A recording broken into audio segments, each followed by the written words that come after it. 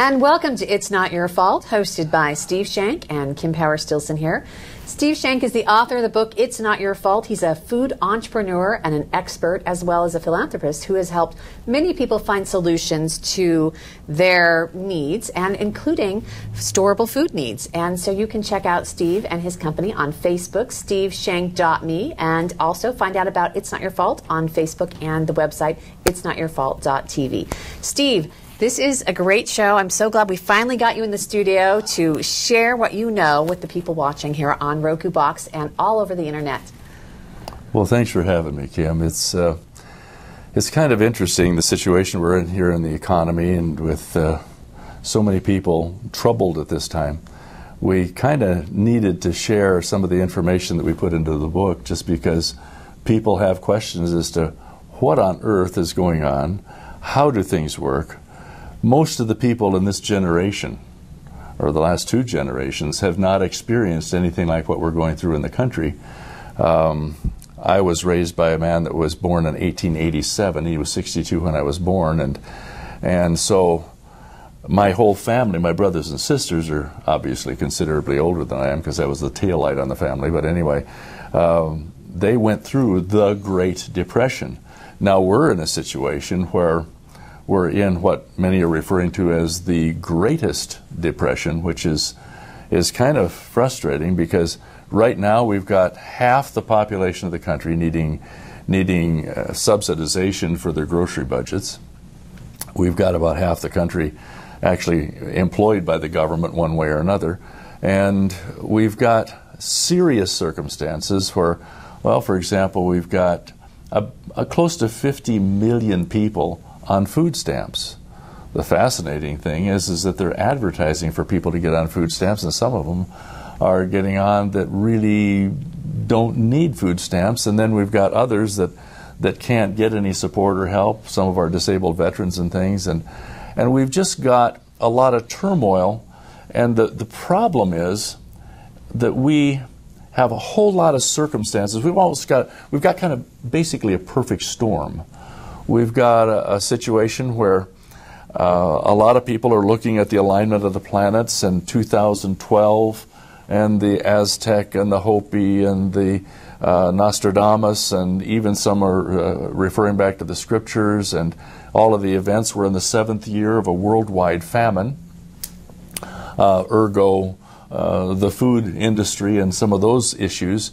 And it's kind of, there are kind of a lot of things to be afraid of or concerned about. We had, here in this country, we had a big storm, Katrina, and then we had the huge oil spill that is still spilling and doing all whatever, but it's no longer newsworthy. But a lot of Americans are still struggling with the after effects of things that, once they become no longer newsworthy and nobody pays attention to them anymore, then a certain group of our Americans are sitting there still holding the bag of the problem. We had the big bank bailout, which in effect, it's a long story, but I'll make it really short. What happened was that, in effect, it had the outcome of a lot of our farmers not being able to get loans to plant the crops to generate the food. 4 years ago, we lost 80% of the bees. We have shortages of water because of the environmental movement, shutting down water to our irrigation areas to protect a mud-burrowing minnow. A whole bunch of just insanity this kind of going sideways. And we've got a lot of things. Oh, and another thing that occurred recently, not in this country, but things are happening all over the world. The thing with Japan, where they can't even raise any of their own food for a while just because of the radioactivity. They were importing a huge percentage of their food anyway, because they don't have the land mass in order to grow it, and so on and on and on and on. And so there are all these things that people can just sit there and look at all this stuff, the earthquakes increasing by 600% over the last couple of years worldwide, and you say, okay, I'm this little ant in the center of creation, wobbling around down here, and all of this stuff can do unto me. I can be done unto by just about everything. So how do you deal with the anxiety? How do you deal with the fear? The suicide rates are going absolutely nuts. The biggest form of illness, if you can call it that, in American women is depression. Okay, teenage depression, teenage suicide. Just this last week, in our offices, we had 2 instances come up of adults with families just going out and saying, heck with it, just committing suicide. And they're gone. One of the vice presidents of our company had to go and speak at a funeral of his best friend that he'd played ball with all the way through school and everything. And it's just, what's happening? So what do you do? Guilt and fear and anxiety and frustration and stress. Stress is the main factor involved in the 5 major killers that we have. Heart disease, diabetes, it just goes on and on ad nauseum. So what are you going to do about it? Well, nothing. Interesting. Nothing. What can you do about an earthquake? What can you do about all this stuff? Well, all of these events that we've got going on, you really can't do anything about, except there's a principle. The extent to which you're dependent is the extent to which you give power over yourself to that on which you depend. And so the question is very simple. Outside of air and water, what is your greatest dependency, Kim? Food. There you go. So I was going to say chocolate, of course. Chocolate. But that is food, so. Well, so much for the program. Well, you just blew my shtick. But anyway, no, food is. And the beautiful thing is that people, by looking at their situation, if they just take a little bit of the funds that those of us who are working have and put it aside into a storable form of food and prepare for the circumstances that we're dealing with, if you are dependent, the way you become independent is you take over control of that on which you depend. Let me take it to the national level. If we were developing our own oil supplies, now, I'm not political in terms of what we're going to be sharing with families, but politically, in my own brain, I'm politically slightly to the right of Genghis Khan. I'm just very conservative. I believe in British common law, which says where my nose begins, yours ends, and short of something that I do affecting you, my own business is my own business, and if I want to do something stupid with my life and everything, it's up to me. And you don't pass a law about it. But the beautiful thing, with all of the things we have no control over, we can take control over our greatest dependency, and that's food. But in the process of learning that, I was out in the field in direct sales for a long time. You could say it was knocking on doors, but it didn't quite go that way. But the fact is that I went through a great deal of starvation. I went through a great deal of questioning as, how do things work? And one of the things that I discovered was that everything in our lives, Kim, everything in our lives are relationships. Let me give you a perfect example. If you were on a desert island and no one could see what you did, hear what you said, know what you thought, there would be no rules. There'd be no guilt. There'd be nothing you could do wrong. What do you do? You wouldn't have the 10 Commandments. You wouldn't need the 10 Commandments. Thou shalt not kill. Thou shalt not steal. There's nobody to steal from. Nobody kill. Okay? If you picked your nose in public, nobody cares. If you did other things in public, nobody would care. Sounds kind of great. Yeah. But you see, there'd be nobody to evaluate your success or your failure, and there'd be nobody to wait a minute. If there was no one around to be successful with, or no one around to fail before, or in front of, or be around, there was nothing to achieve, there'd be nobody around to give you an attaboy if you did, or attagirl if you did something really good. And so everything is relationships. Well, when you get to that point, there are some basic principles. Everybody knows somebody that they can't stand, but there's a principle that we're going to talk about eventually that is kind of interesting. It's called, to know me is to love me. Yeah, it's true. If you got to know any person, if you got to know what they liked, what they didn't like, what they were afraid of, what they dreamed about, what they hoped for, what they hated, what they loved, oddly enough, if you shared that back and forth between any two people, ultimately they would love each other. I know we'll have some people arguing about it. There's another interesting principle, and this is the fact that if you are in a relationship with someone, whether it's a friend or whether it's a puppy like I've got on my lap or whatever, no matter what, the nicest thing that you can give anybody, you see, guilt is probably the biggest sin that we deal with. Okay, the nicest thing that you can give anybody is an "it's not your fault." Which is the title of your book. Which is the title of the book. And the reason that we come around to that is that people are constantly looking over their shoulder, they're looking around themselves, and they're evaluating and judging and relating to each other. And one of the biggest diseases that we have in our country is something called a poor self-image. This is the picture that we choose to put out to the world about who we are and what we choose to be.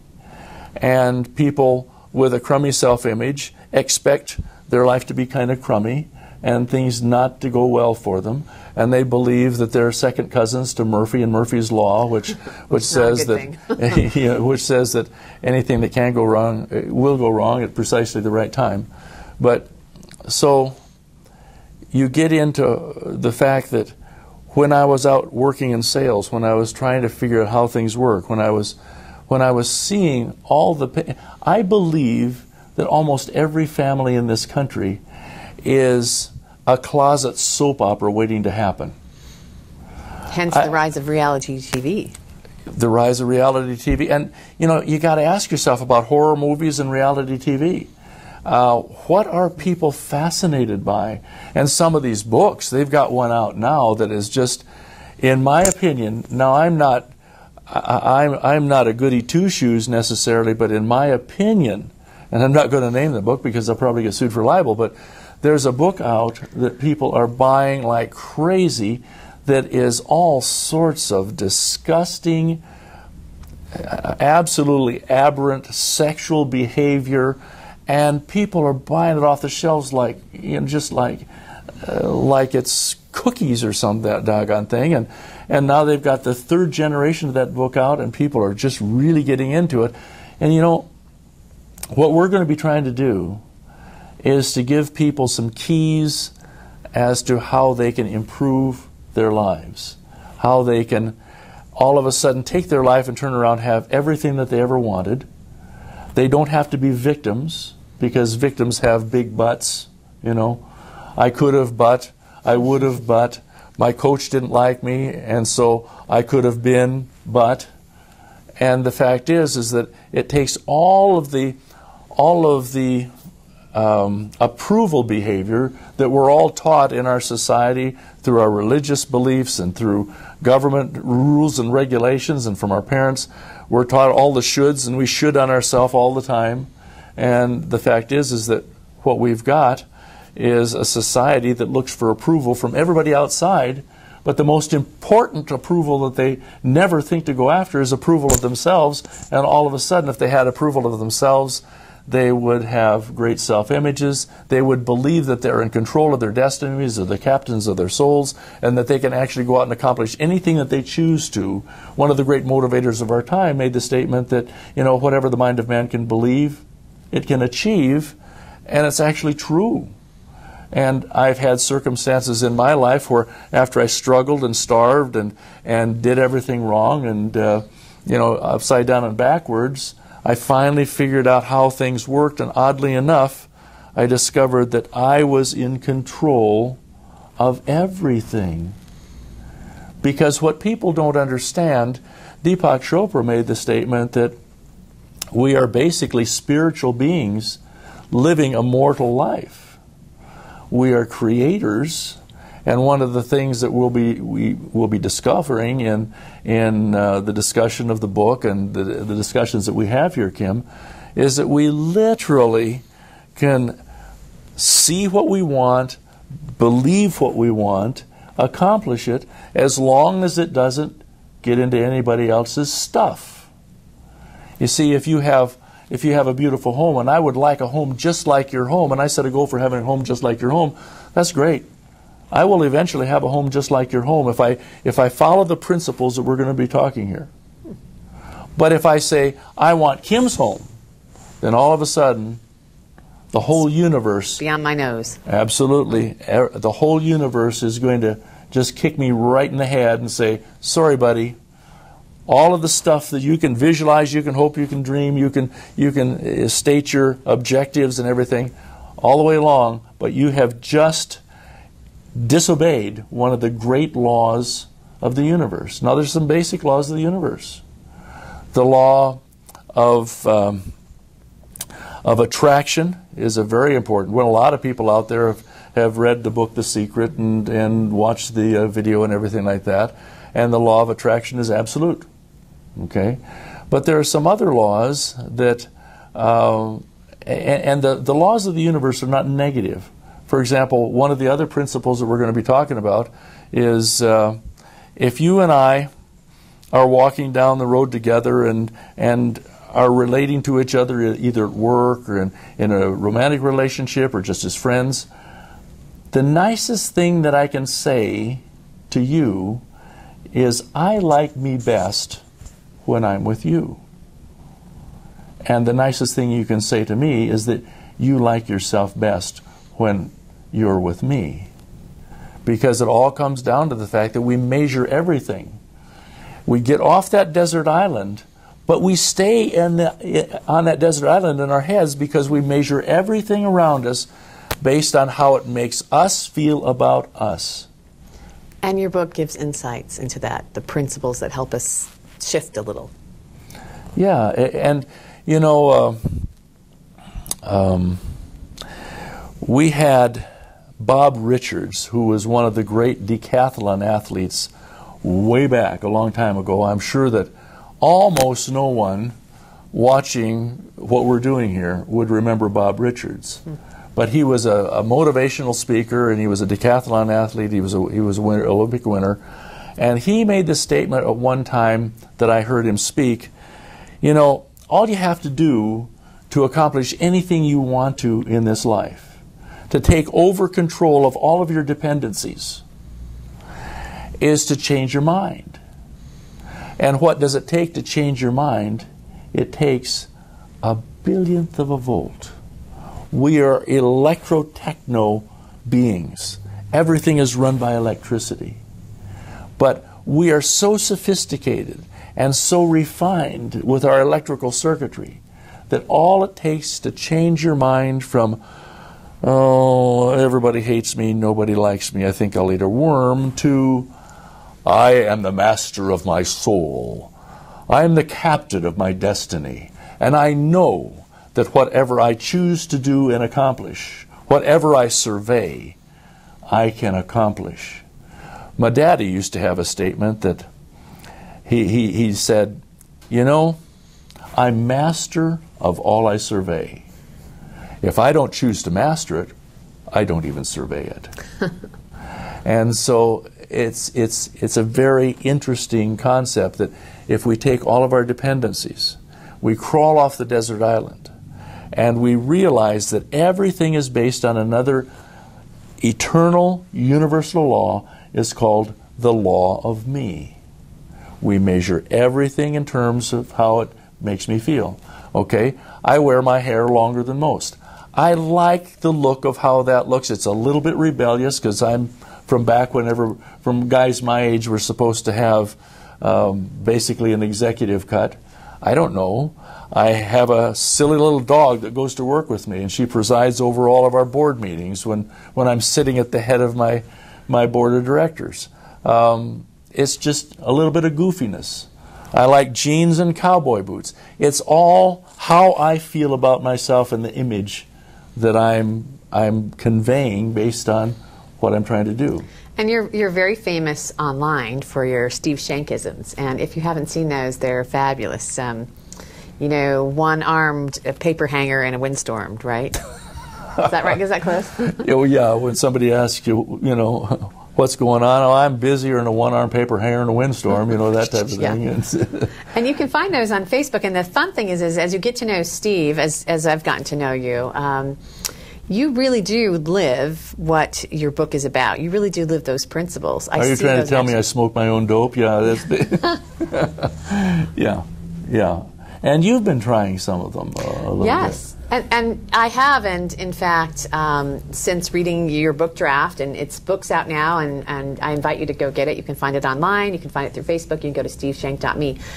It's fabulous. It's a big, hefty book, and in it, it will change your life. It gives you a perspective that I have never seen any other typical author in this genre do at all. I mean, this is not a self-help book. This is not a positive mental attitude help. This is a life book. This is a take over your own life and realize your greatness kind of book.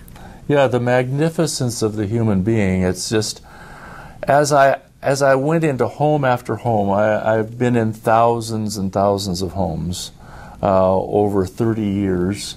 I don't do that anymore, but what you find is that people are thirsting for being able to really believe in who they are.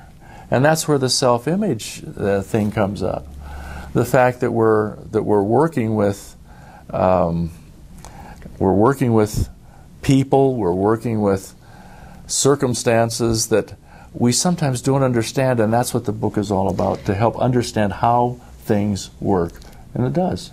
And you can catch this show every single week right here. Just check us out. It's Not Your Fault by author Steve Shenk. I've been your co-host, Kim Power Stilson, and we hope you'll join us next week. Thank you.